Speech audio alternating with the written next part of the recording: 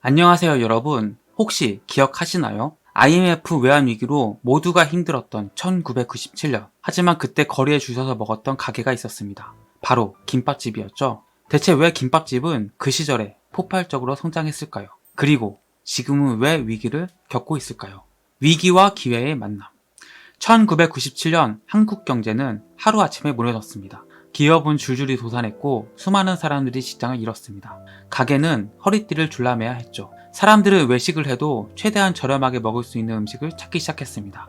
그때 떠오른 게 바로 김밥이었습니다. 1,000원으로 한 끼를 해결할 수 있었고 밥, 채소, 단백질까지 들어있어서 든든했으며 혼자 먹어도 가족이 함께 먹어도 부담이 없는 음식이었죠.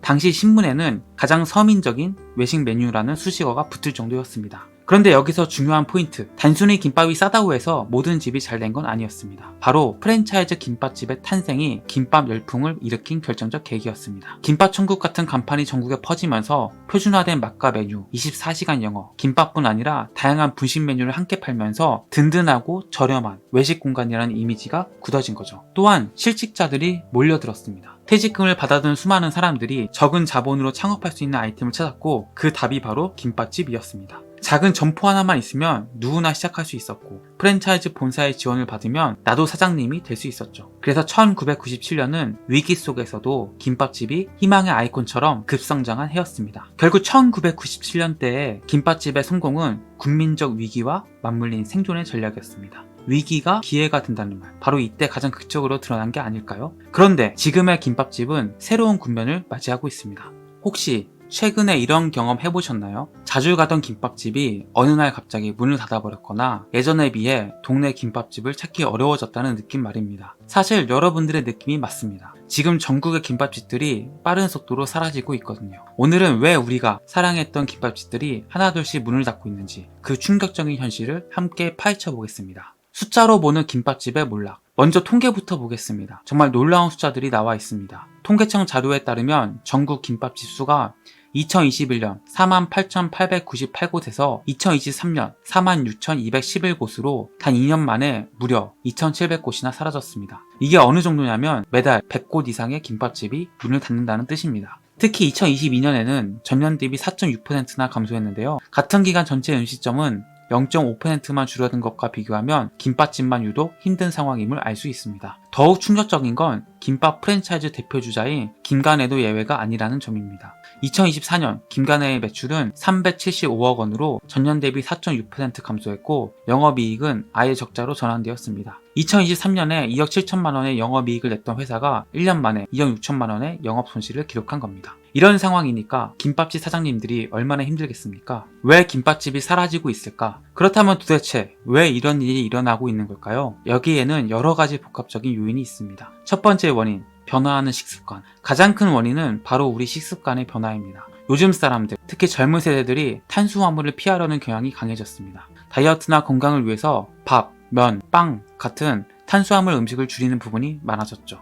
실제로 1인당 쌀 소비량을 보면 이 변화를 확실히 알 수 있습니다. 2019년 처음으로 60kg 아래로 떨어진 이후 계속 감소해서 2023년에는 56.4kg으로 1962년 조사 이래 최저치를 기록했습니다. 코로나19 때문에 집밥을 많이 먹었음에도 불구하고 쌀 소비량은 계속 줄어든 겁니다. 김밥의 주재료가 바로 이 쌀밥인데 사람들이 쌀을 덜 먹으니까 자연스럽게 김밥 수요도 줄어들 수밖에 없는 상황입니다. 두 번째 원인, 늘어나는 대체재. 김밥집이 사라지는 동안 다른 업종들은 오히려 늘어났습니다. 2022년 김밥집이 4.6% 줄어든 같은 해에 편의점은 7.1% 증가했고 커피 전문점은 4.5% 증가했습니다. 왜 이런 일이 일어났을까요? 과거에는 간단하게 끼니를 때우려면 김밥집이 최고의 선택지였습니다. 빠르고 저렴하고 든든하니까요. 하지만 이제는 편의점에서도 다양한 간편식을 쉽게 구할 수 있고 카페에서도 샌드위치나 샐러드 같은 식사 대용품을 판매하고 있습니다.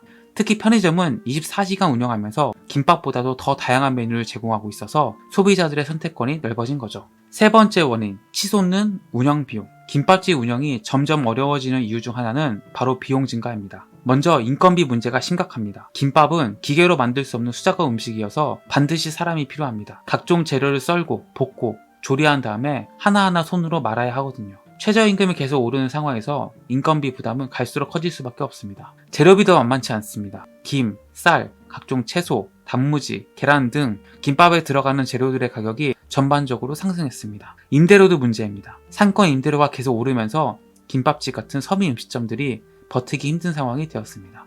이런 비용 증가 때문에 김밥 가격도 올라갈 수밖에 없었는데요. 김밥 한 줄이 이제 5,000원에 육박하는 시대가 되었습니다. 예전에 1,000원, 2,000원 하던 김밥이 지금은 4,000원, 5,000원이니까 소비자들도 부담을 느낄 수밖에 없죠. 업계의 현실과 사례들, 실제 김밥집을 운영하는 분들의 이야기를 들어보면 상황이 얼마나 심각한지 알 수 있습니다.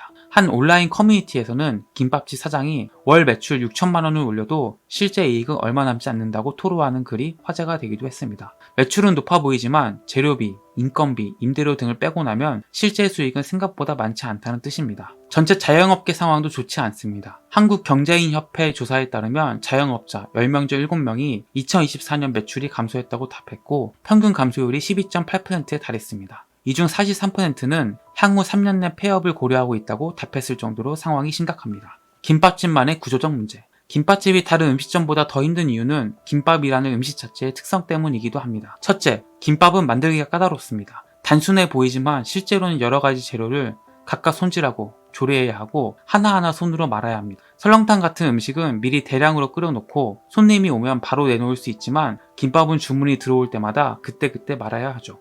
둘째, 보관이 어렵습니다. 김밥은 만들어 놓고 시간이 지나면 김이 눅눅해지고 맛이 떨어집니다. 그래서 미리 많이 만들어 놓을 수도 없고 남으면 그대로 손해가 됩니다. 셋째, 단가가 낮습니다. 아무리 비싸져도 김밥 한 줄에 5,000원 이상 받기는 어려운데 이 가격으로는 높은 임대료와 인건비를 감당하기 힘듭니다. 김밥집의 미래는? 그렇다면 김밥집의 미래는 어떨까요? 전문가들은 몇 가지 변화 방향을 제시하고 있습니다. 첫째, 메뉴 다양화입니다. 전통적인 김밥만으로는 한계가 있으니까 샐러드나 건강식 메뉴를 추가하는 방향으로 가야 한다는 것입니다. 둘째, 건강식 개발입니다. 탄수화물을 기피하는 트렌드에 맞춰서 현미밥이나 채소를 더 많이 넣은 건강한 김밥을 개발하는 것이죠. 셋째, 소형 매장 전략입니다. 임대료 부담을 줄이기 위해 작은 매장으로 운영하면서 배달이나 포장 위주로 사업을 하는 방향입니다.